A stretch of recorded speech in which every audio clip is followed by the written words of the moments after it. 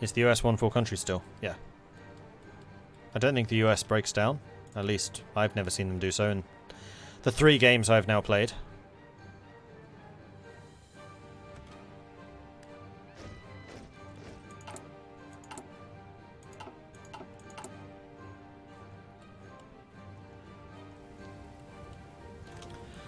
And we're now mass-producing civilian factories, which is awesome. Ah, improved jets. Nice. I don't think we really need interceptors. It's not really our thing. 1964. Ah, we could probably go for these.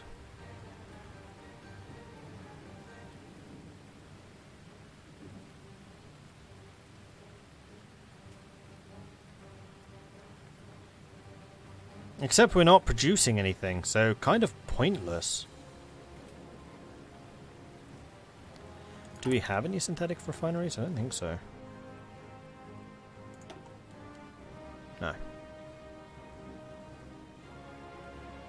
Oh, maybe. Yes, we do actually.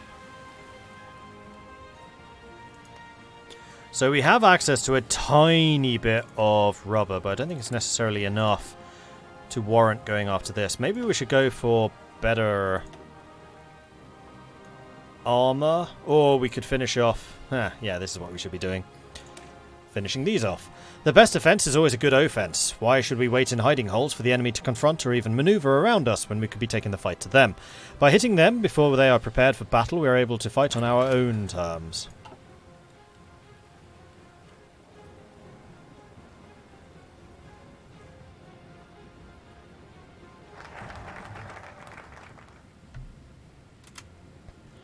Cornerstone democracy, done.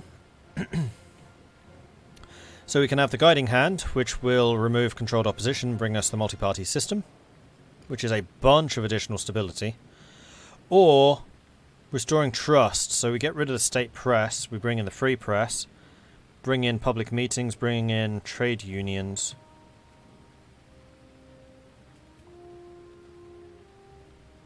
Which is effectively a plus 5 stability, but this also comes with monthly change for poverty reduction and industrial expertise, so I'm going to do restoring trust first. Years of being governed by a supposed democracy that disenfranchised the majority of the population and ruthlessly targeted any dissident has left the population extremely jaded about democracy. The general triumph of the dictators over the democratic nations has also left people a bit pessimistic about our government. We'll tell them exactly why that's wrong. What we experienced was merely a Reichskommissariat with a facade thrown over to try and give it an air of legitimacy. Our government will be a true democracy and will not make the mistakes as the ones in the past.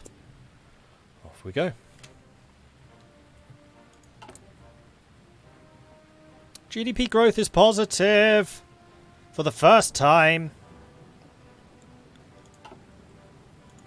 And we're now making 300 million surplus a year, even with our factories at full utilization. Admittedly, no military factories, but that's fine. We're playing in Japan right now. We're going to have defense forces only.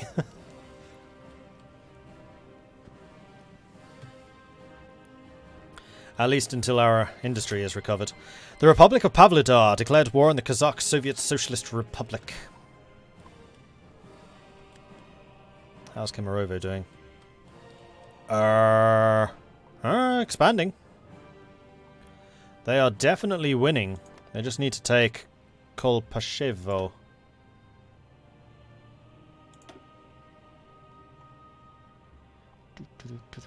Which one is it?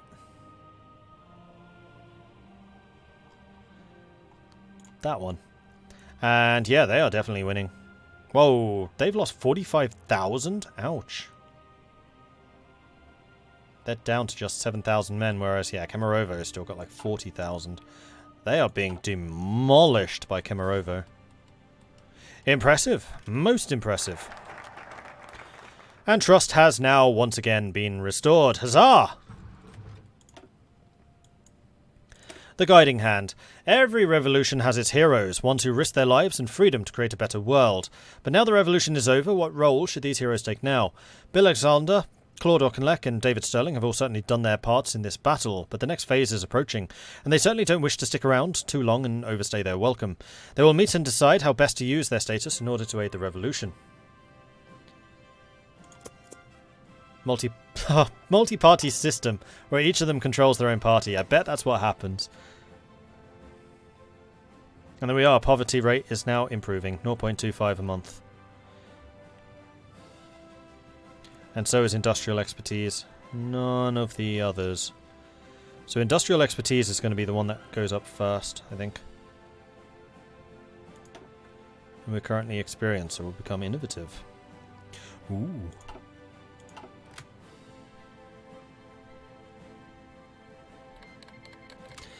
The AB declared war on the Brzezinski Governorate.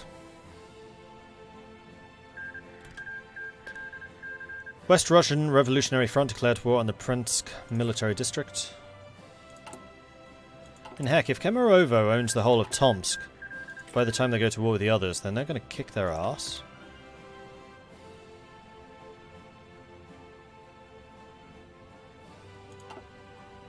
Because they'll have a lot more resources. I remember Tomsk being a huge step in increasing Kemerovo's power.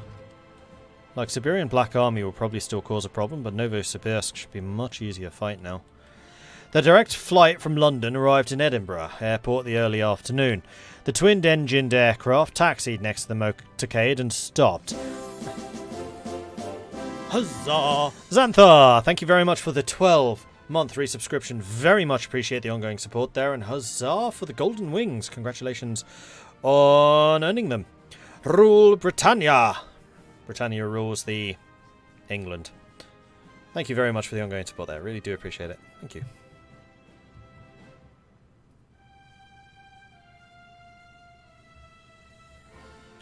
Tomsk is my favourite. It's always sad to see them get demolished every single game. In the Iberia game, they were one of the dominant powers. They did really well in that one. They formed the Democratic Central Siberian Republic, or whatever it was called. And in this one, Kemerovo seems to be doing better. In the Iberia game, Kemerovo got completely stomped. The direct flight from London arrived at Edinburgh Airport in the early afternoon. The twin-engined aircraft taxied next to the motorcade and stopped. A set of stairs was provided for the plane and the occupants got off. The most prominent amongst them was the new English ambassador to Scotland and his family. They got into a limousine provided for them by the Scottish government. The motorcade departed the airport soon after, and after a left turn it was straight shot to central Edinburgh. Farmland turned into small homes, and small homes turned into multi-storey commercial buildings as they arrived downtown. Holyrood Palace, the official home of the Scottish Parliament, came into view, and the vehicles were allowed onto the grounds after a security check.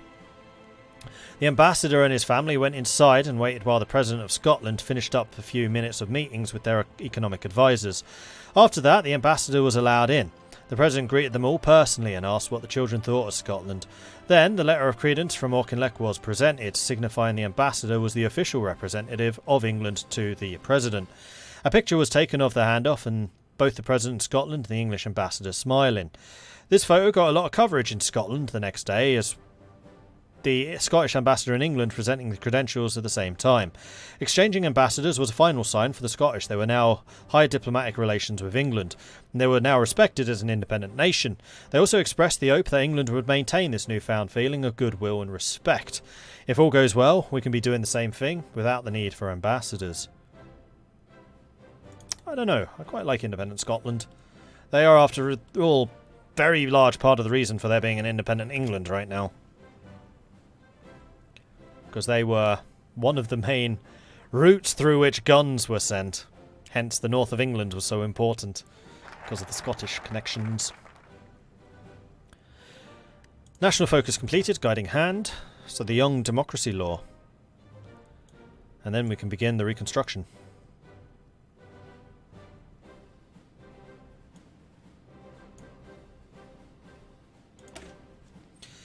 Nothing is more threatening to a fledgling state than its first steps, be it the ambitious military officers or politicians seeking to make new opportunities for personal gain. It is always at the beginning that a state is most vulnerable to falling from its path. Auchinleck and Alexander are well aware of this, and more importantly, both are well aware of the possible consequences of any part of the HMMLR trying to subvert the democratic process. Thus, the Young Democracy Law has been proposed, which will give the authority to a select council of HMMLR veterans to, during the formative years of the resurrected democracy, suspend that democracy for the good of the English people if need be. Only with the mutual agreement from both Auchinleck and Alexander can this law be enacted, and only against the threat using the guise of democracy to end or pervert it in the collapse of democratic institutions, leaving England with good governance. The Committee for the Liberation of the Peoples of Russia has defeated the Tatar Republic.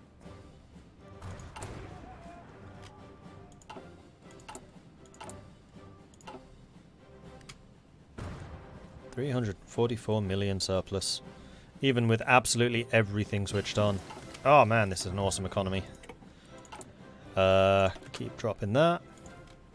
And this is something I never managed to do with Iberia. Even though I felt like Iberia's economy was way stronger. Right. Next technology. Huzzah! Infantry weapon improvement, I think. Sir Jambonnet, thank you very much for the 18-month resubscription. Very much appreciate the ongoing support there. Drinking good IPA Viking named The Saga while watching my favourite Viking streamer. That's quite poetic. Keep up the good streams. Thank you very much and enjoy the IPA. That is my favourite type of beer. I really like IPAs. Good choice. Especially one called The Saga.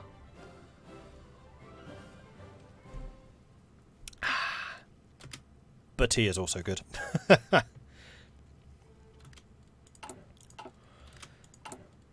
We're managing to save up an awful lot of political power. This is a bit suspicious to me. Pay off some more of those.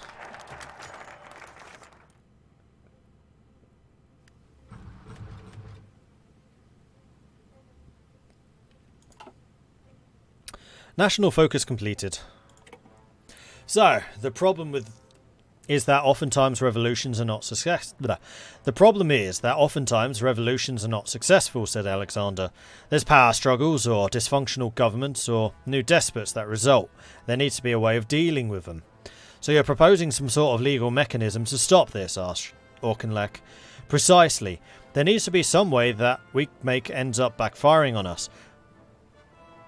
There needs to be some way, if what we make ends up backfiring on us, some way where we can safely set England back on course to go away that we won't plan, and only in an emergency, if the government is crippled by dysfunction and instability, because there may come a time when things are disastrous and threaten the entire concept of England as a state.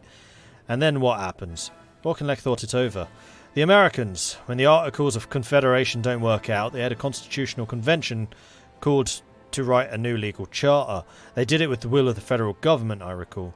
And they had their own prominent citizens behind it, a variety of men who nobody could accuse of partisan or despotic ambitions. Washington even hated the concept of political parties.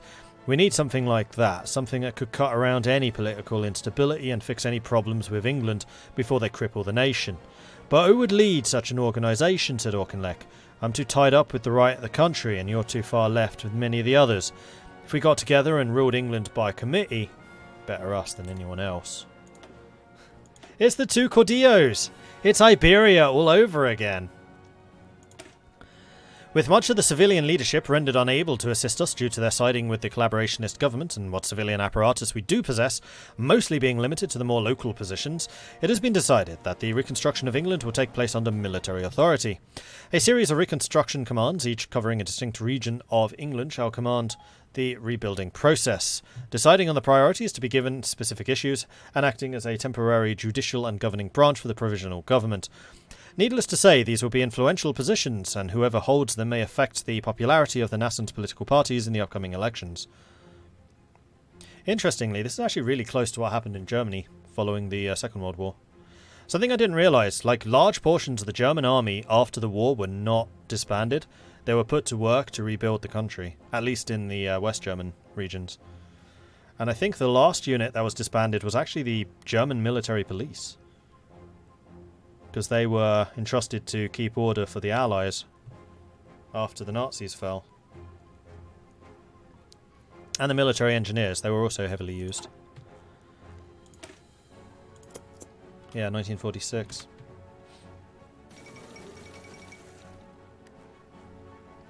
As of noon today, President Richard Nixon has officially resigned his post as President of the United States, the first to do so in nearly 200 years of American history. Nixon stood accused of wiretapping his rivals in the National Progressive Party during the 1960 election, as well as the obstruction of justice for trying to cover up the deed. With impeachment inevitable, he left of his own accord rather than be convicted and removed. The office falls to Vice President John F. Kennedy, son of former President Joseph P. Kennedy. A charismatic figure, he has drawn both praise from his progressives and ire from the segregationists for his support of civil rights. Whether he can step out of the Nixon administration's shadow and forge his own legacy is yet to be seen. Can Kennedy hold the nation together? Major Sterling protests the YDL. A legalised potential coup, yelled Sterling as he slammed the paper down on the desk. Just what the sod is this? David, I know you're upset, said Auchinleck, but the Young Democratic League is necessary to ensure the security of the government. By giving a legal backslide into authoritarianism, does every government only exist by the will of King Alexander and Queen Auchinleck? If we wanted a monarchy, why don't we bloody well bring Edward out of prison to officiate it? The government hasn't held an election yet, and we've already got a group of people planning to overthrow it. David, what we're doing is making a contingency plan for if things go wrong. If we don't, what happens if things do go wrong? Don't make them wrong. Or don't make them go wrong. Or stop trying to make an extreme solution to a theoretical problem. Guess he's not going to be a member then. I mean, I kind of agree with David there.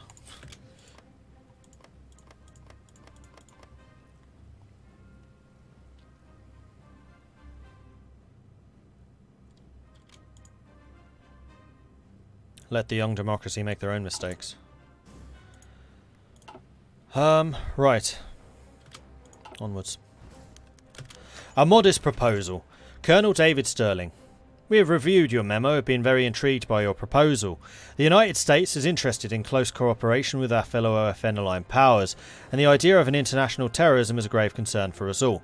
Thus, your proposal was of great interest to us.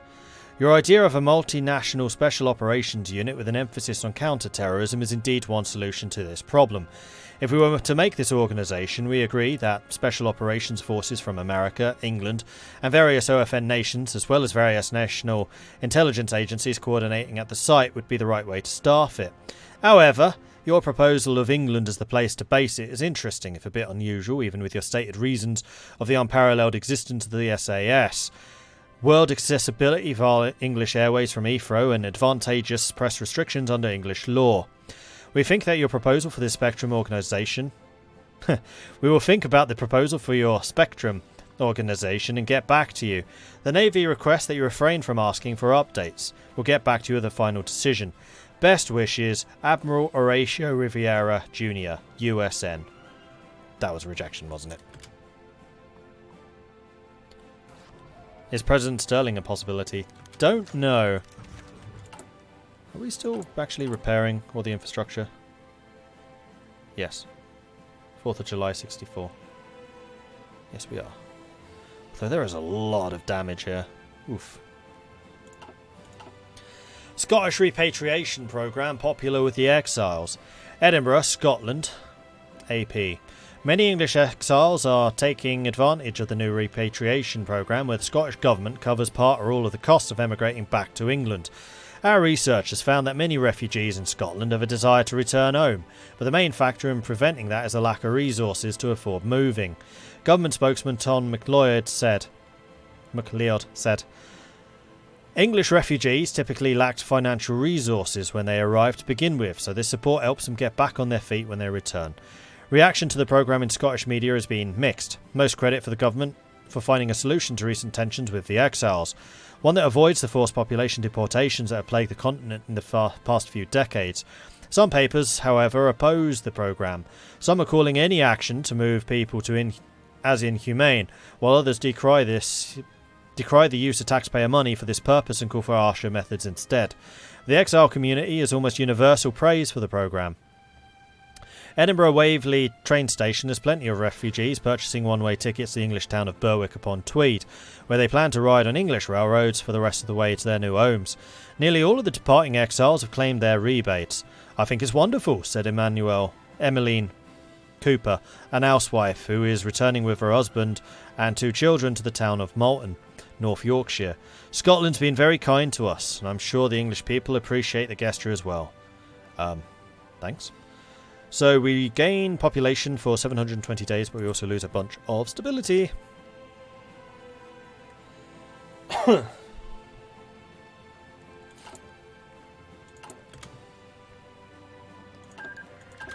The delicate balance of power in the German Civil War continues to shift as Bormann's Germany conquers Heydrich.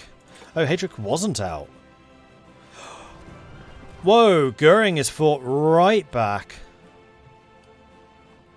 No, Spear! You were the chosen one! Clearly overextended somewhere. The Principality of Vyatka declared war on the Berezynski Governorate. And reconstruction has been started. Watch the card-offs, Kemerovo. Okay, so from the ash, every owned state may now begin construction once again, gains national spirit.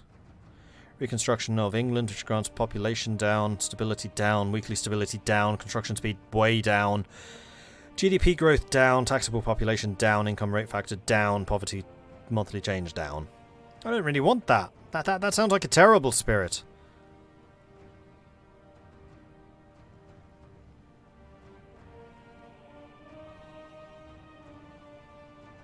But it does give us a few free things if we blitz down this path.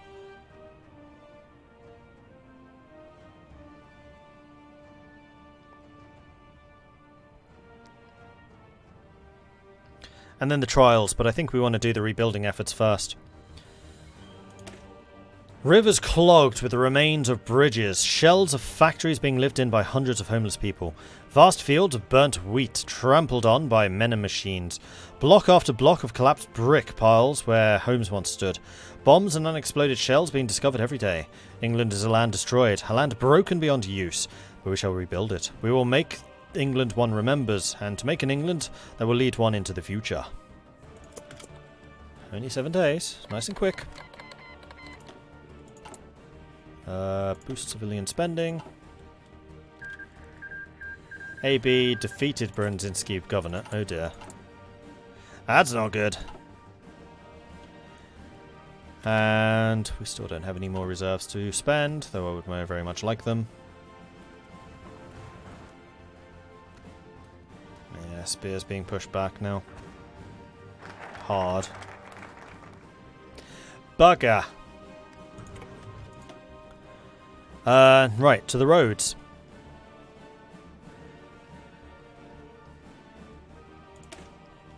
England's long known the importance of solid infrastructure.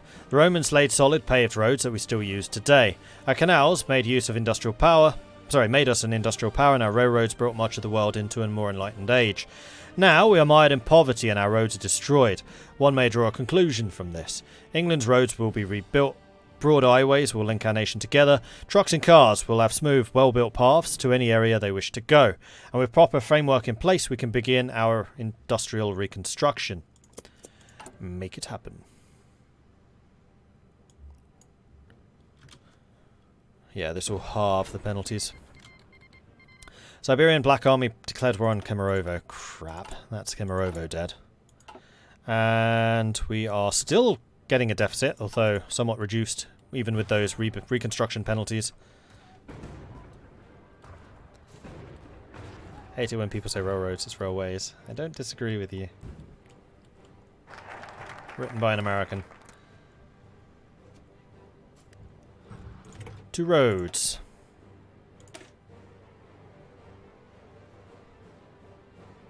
Because we also wouldn't say highways, say motorways. England's economy does not work. In fact, it hasn't worked for many years. Many of it is merely the result of massive destruction and carnage from 2 massive wars on the island. But there are a few things that just don't work, and we'll be prepared to replace all of it. Taxes, regulations, jobs, industries, everything will be rebuilt. And if we know that it won't work, we'll reform it and put in something that will work. England will be prosperous again, and we're going to do everything to make that happen. Begin. Kemerovo strong, it will survive. Not against Siberia Black. Siberian Black Army was the only group that almost defeated me when I was playing as Kemerovo. Like, they have a lot of troops. Lozano elected President of Mexico. After yet another landslide election, Raúl Salinas Lozano of the Partido Revolucionario Institucional has been elected President of the Republic of Mexico. A rare free trade advocate within his party, the country's Secretary of Industry and Commerce is decried by both the opposition and fellow PRIs for betraying the revolution in practice. His victory comes as an unsettling shock to local businesses enjoying protectionist policies, but also a welcome surprise to enterprises from Japan. As congratulations are exchanged across the Pacific, Mexico seems ready to enter the world with an eye towards the horizon's rising sun.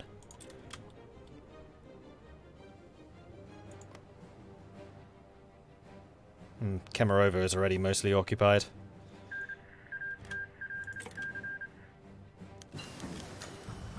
Battlefield sport's done. An English person's duty. The time has come. The candidates have been chosen for every party in every seat of the country. The parties have chosen their next prime ministers. They will occupy 10 Downing Street. And now comes the short but chaotic tradition of English Parliament, rare yet so consequential for the future of the nation. It's time for the elections. The National Democratic League and the Socialist Labour Party are the next two major political organisations in this election. The NDL, headed up by George Jellicoe and backed by Claude Auchinleck, stands for the restoration of traditional pre-war England, but with the necessary reforms to keep it relevant to the modern age, and to make it respected once again on the world stage. The SLP, headed up by Harold Wilson and endorsed by Bill Alexander, is taking a more radical approach. England will finally cast off the chains that held the workers down, and will move towards a more equitable future, free of poverty and with the rest of the worldwide proletariat. There's also David Sterling's organisation, but many observers regard it as an extremist minor party. The choice will come down to Jellicoe's promises of past glory restored, or Wilson's promises of a future glory to be maintained, or to be claimed. So, Forking and Country, and the NDL, or vote SLP and win the peace. This is time for something we love doing here. It's a poll! Who should win the first English elections, everyone?